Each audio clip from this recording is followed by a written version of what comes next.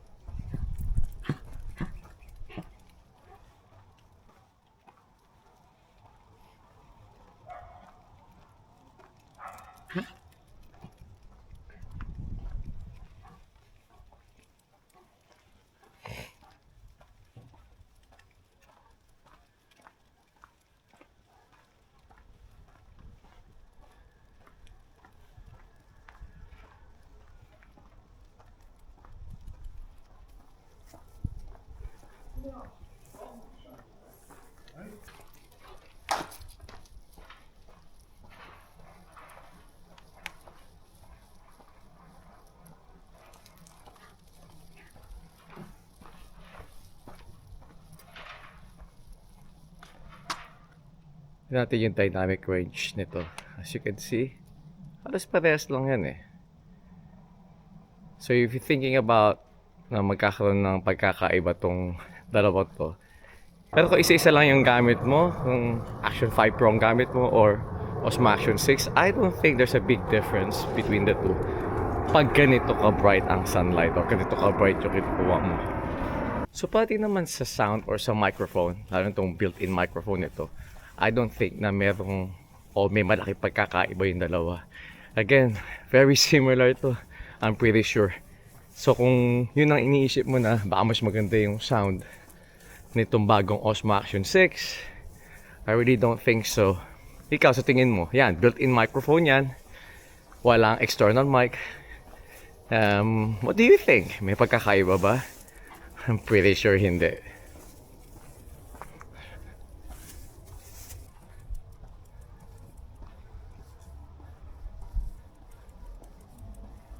Pati naman sa stabilization, ayan siya. Rocksteady lang tayo. Apparently mayroon itong bagong Rocksteady Plus o Rocksteady 3.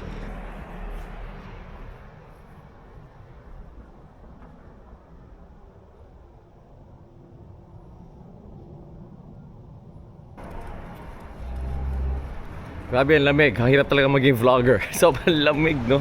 Pero ano you think for the vlog? Lahat gagawin natin just to test this new camera. Pero kung titignan mo dito sa screen right now, parang mas maliwanag tong Osmo Action 6. Pero I think siguro dahil lang sa LCD screen, but I think the output will be the same pag in-edit mo na to or pagka in-upload mo sa YouTube. I think it's still gonna be the same. Same old same on lang.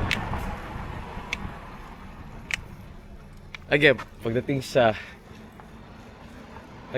ganitong bright sunny day, I think the camera is just the same. Wala masyadong pagkakaiba. Magkakaiba to sigurado pagdating sa gabi. I think that would be really interesting. Doon natin makikita ang pagkakaiba ng dalawa because of the new sensor, yung square sensor nila na 1.1.1 sensor compared to the 1.1 1.1.3 sensor ng Osmo Action 5 Pro. Grabe, no? Pinalilito-lito pa nila tayo. Pero I think doon magkakatalo pagdating sa gabi. So hopefully makita natin ito sa gabi. Oh, while we're here, ito maaraw. Tayo dito. So this is how it looks like. Testing the dynamic range. Ayan ko, nasa likod may araw. Don't shoot like this. Always lagi ka dapat nakaharap sa araw para talagang malinaw yung kuha mo dahil itong mga action camera na to kahit paano pa, kahit ano pa sabihin mo, mali lang ang sensor nito. So always try to use the camera na nakaharap ka sa araw. Huwag yung nakatalikod ka sa araw.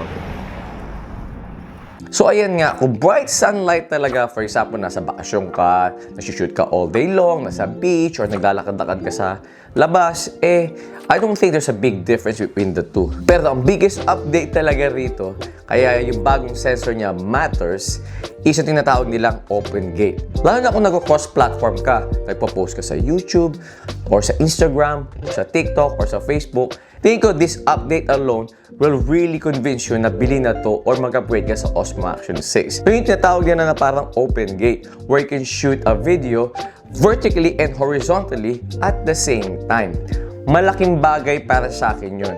Kasi naalala ko nung pumunta kami ng Cornwall, yung graduation na anak ko, I was shooting videos for YouTube. At the same time, nag-shoot ako for my Instagram. So ang ginagawa ko, sabay ko sinushoot yung Osmo Action 5 Pro. At saka, sandali, pakita ko sa iyo kung paano ko ginagawa. So basically, ito ginagawa ko. Hawak ko si Osmo Action 5 Pro for my YouTube. Tapos, dala ko naman yung phone ko for my Instagram. So pag nagsushoot ako, ganyan ito ginagawa ko. Ganyan, no? Oh. So sa ibang videos ko, nakikita mo talaga, kasi wide tong lens nito So makikita mo sa ibang videos ko na nakikita yung dulo ng phone. So minsan bad trip, pero syempre, nakunan ko na. So kailangan ko na rin i-post, so kailangan ko na isama sa edit ko, di ba? So yun siguro yung bad trip sa akin. Kaya talaga maganda tong bagong Osmo Action 6 dahil you can shoot at the same time. Kailangan mo lang gawin doon sa custom settings niya, tapos i-choose mo siya para pag nag-record siya, sabay siyang nagre-record ng vertically at saka horizontally. By the way, it's a squared sensor. Kaya niya nagagawa itong parang open gate na to. Nakalimutan ko sabihin kanina. Square sensor na to. And compared to this one, or karamihan ng mga phones natin, o karamihan ng action cameras, rectangular ang kanilang sensor. Di bang high-end cameras, yan, mga square sensors yan. Pero hindi lahat. Pero this one, yung Osmo Action 6, squared sensor. That's why kaya niyang mag-shoot ng vertical o horizontal. Kumbaga ba, sa edit mo, sa post-edit mo, pwede mo siyang gawing horizontal, pwede mo siyang gawing vertical. Kasi nga, square sensor, ibig sabihin lang nun malaki yung space niya on the top. Napansin mo yun, di ba? Pagka yung vertical videos mo, pag kinrap mo para sa Instagram or sa TikTok mo, di ba, nagka-crop, dumidikit ka or lumalagpas sa ulo mo, di ba? Well, dito dahil square sensor na siya, malaki na yung space dahil nga square sensor, may space ka pa on top. Para pag kinrap mo, malaki yung space mo dito vertically. At saka at the same time, pwede mo rin yung edit sarili mo, pwede mong itaas, ibaba, dahil nga malaki pang space on the top. Yung siguro ang kinagandahan at saka talagang main reason kung mag-upgrade ka or kung pipiliin mo yung square sensor at saka kaya niya mag-shoot ng vertical at horizontal at the same time. Yun talaga. Pero okay pa din to. Okay pa din yan. By the way nga pala, kung bibili ka ng Osmo Action 6, I highly recommend to get the Adventure Combo.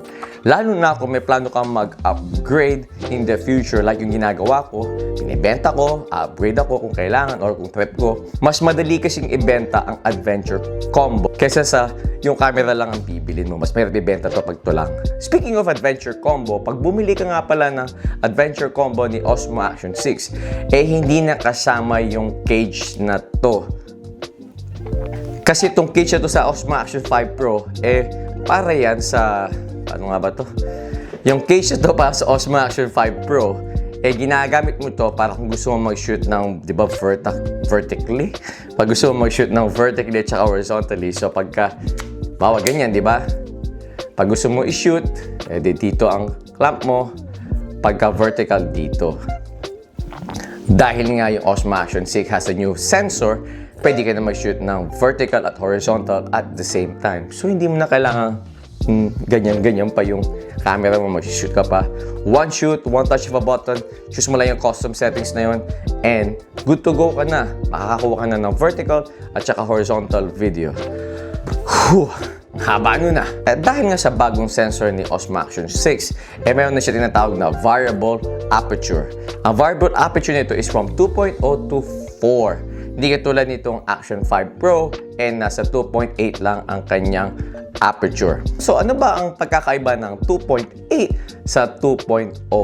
Malaking bagay. Yung 0.8 na yun, nakala mo mali lang yun, no? Pero malaking bagay yan. Ibig sabihin yan, mas maraming light na papasok dito sa camera na to. At ibig sabihin lang yan, mas malinaw to sa gabi, sa low light. Now, pati sa super night mode, dahil may super night mode to, malinaw pa rin to. Pero dito na nagkakatalo ang super night mode nito. On paper, for that matter. So, ibig sabihin lang, no, kasi pag maraming light na papasok sa camera mo, lalo na sa mga maliliit na camera na to, action camera or phone, pag mas maraming light na pumasok, ibig sabihin nun, mas less niya itataas yung ISO niya. So, pag mas less itataas yung ISO niya, less grainy, di ba? At hindi niya masyado ibababa yung shutter speed niya. Yun yung nakikita mong jitters, di ba? Minsan makikita mo pag nag-shoot ka sa gabi o sa madilim, may mga jitters, yung mga ilaw-ilaw. Makikita mo yung jitters na yun. Tumataas yung jitters o lumalakas yung jitters na yun dahil tinataas nga niya yung ISO at binababa niya yung shutter speed. Dahil nga, konti lang ang light na pumapasok sa mga cameras na to. Pero dahil bago na ang sensor nito, meron pang variable aperture which is 2.0 again to 4, talagang more light ang papasok, so mas hindi niya itataas yung ISO niya at less niya ibababa yung shutter speed niya. Ibig sabihin lang nun, mas less ang jittering niya. Subukan ko na dalawa sa low light na to. So hopefully on my next video, magkakaroon tayo ng full video on low light with these two cameras. So, di ako mag-spoiler pero may surprise ako sa'yo dito sa dalawang to. So meron pala talaga malaking impact yung variable aperture nito sa 2.8 na fixed dito sa Action 5 Pro. Exciting! Watch out for it! And finally, ito sinasabi kong 2.5 is not big of a deal, pero lalo na kung hindi ka mahilig mag-color grade katulad ko, hindi ka na-shoot sa D-Log-M, dito meron na siyang naka-bake in na filters.